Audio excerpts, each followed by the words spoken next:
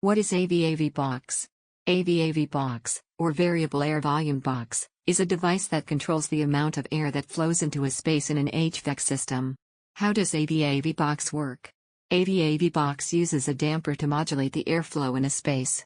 The damper is controlled by a sensor that measures the temperature of the space. What are the benefits of using VAV boxes? VAV boxes can help to improve energy efficiency, increase comfort, and reduce noise levels in a building. What are the different types of VAV boxes? The two main types of VAV boxes are single-duct VAV boxes and dual-duct VAV boxes. How do I maintain my VAV boxes? It is important to regularly clean, lubricate, and calibrate your VAV boxes to ensure that they are operating properly and efficiently. If you have any questions or concerns about your VAV boxes, it is best to consult with a qualified HVAC technician.